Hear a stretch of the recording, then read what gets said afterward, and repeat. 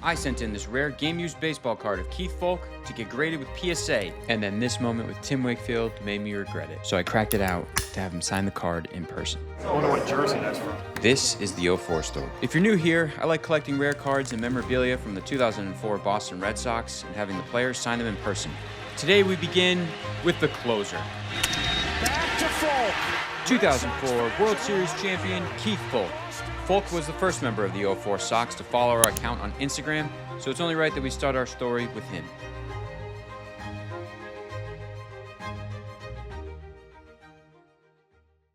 Before we get back to Folk, let's break down one of two moments that forever changed the way I collect. The first one might have been one of the best decisions in the history of the hobby. That's kid reporter, never mind.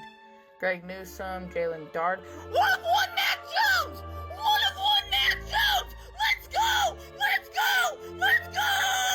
Oh my gosh! Oh my gosh! Oh my gosh! Back in 2022, a 13-year-old kid named Johnny Stone pulled one of the biggest cards you could possibly hit. A one-of-one black finite rookie card of Mac Jones. This is what many would consider to be the holy grail of Mac Jones rookie cards. He was coming off a Pro Bowl rookie season in which he led the Patriots to the playoffs.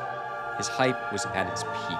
So did this young collector keep it? No! This card's 100,000 plus! He sold the card for $100,000, which later resold for $175K. Oh my gosh!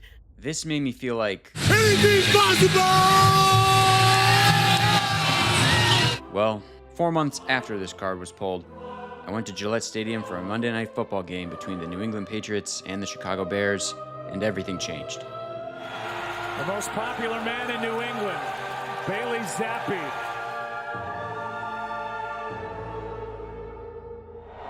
Well, that was terrible. Mac was benched for Bailey Zappi. And after that game, Mac Jones' career took a downturn and many of his cards collapsed in value. So that quick sale by Johnny Stone ended up being a perfect example of how to correctly time the market. Sell high, buy low. The 2004 Boston Red Sox are my favorite sports team of all time, which made me wonder, if I collected as many rare cards as possible from the players on that team, could their combined value eventually surpass that Mac Jones $100,000 sale? Before that disastrous Monday Night Football performance, I submitted a 10-card order to PSA through Card Vault's grading services. At this point, I had never graded any of my cards before, so this was a first-time experience for me. One of the cards I submitted was this 2005 Upper Deck Ultimate Collection Game Use Patch of Keith Folk out of 30. It's a beautiful card and one of the rarest Keith Folk cards I'd ever seen. I thought it would maybe come back a 9, a 7 at the worst, but I was pumped to get it slabbed and stashed away in my 04 collection. And as my hunt for more cards from that season continued, I switched it up and decided to get some in-person autographs from some of the legends on that team to help boost the value of their cards. Which brings us to the second moment that changed the course of my collection.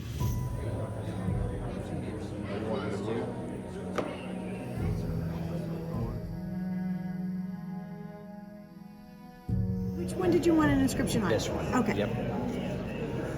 04 WS Champs on this one. There you go. Tim Wakefield passed away 5 months later.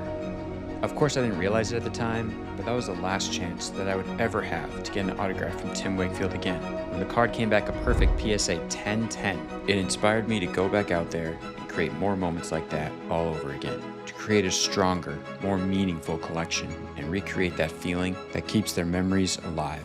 Wow. We saw them win it all in person, so any experience that brought me closer to that moment was worth chasing.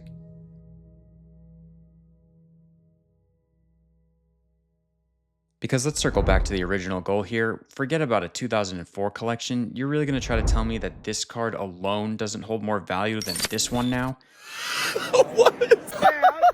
I'm not saying that this card is worth 100K, but I mean, if a freaking Cheeto that looks like a Charizard can sell for almost 90K, is it really that crazy to think that this card can't pull off similar numbers? $87,000 for a Cheeto. Who bought that? This is one of the last items Tim Wakefield ever signed. Someone who was the heart and soul of that 04 team. He took one of the most painful losses in the history of sports back in 03 and came back the very next year to help lead the greatest comeback the game has ever seen.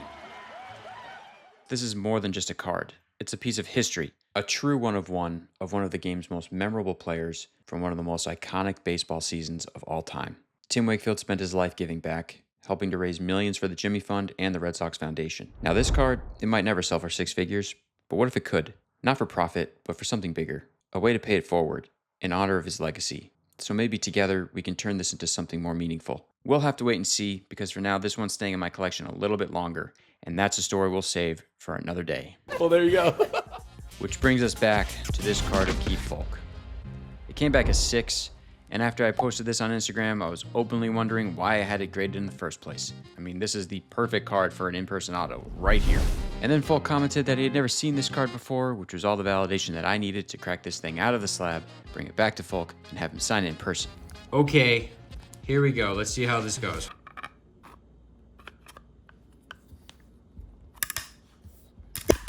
Do you need goggles?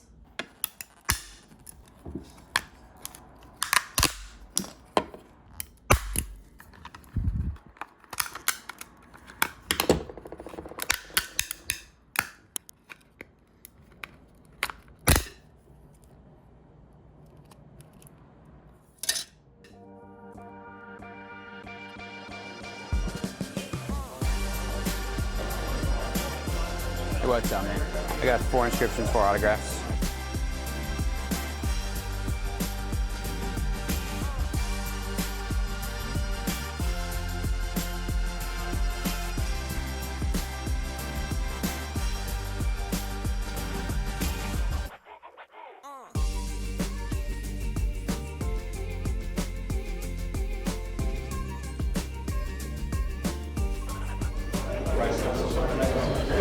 What's that from? Is that part of the jersey? Yeah, it's an 05 card. I wonder what jersey that's from. Oh, man, I appreciate it. Good deal. Thank Good you. seeing you, buddy. Yeah, you Cheers. too.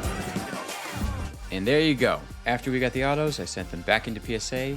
These 3 are the cards that I'm keeping in my collection. They all came back perfect. PSA 10 autographs, a PSA 8 on the Topps Gold, and a PSA 9 on the Gold Refractor. And for the card of the day, I decided to ditch the original grade and upgrade the label with a PSA 10 auto. So the original goal remains. This will be the first of 25 cards from the 2004 Boston Red Sox World Series roster that I will gather together to challenge that Mac Jones Black Finite 1-of-1 $100,000 rookie card sale. And if you're interested in helping me raise that money for the Tim Wakefield baseball card, leave a comment, send me a message on Instagram. I'd love to figure out how we can make that happen. If you made it to the end of this video, thanks for watching. Be sure to share, like, and subscribe for more content like this to see who's up on deck. We'll see you in the next video.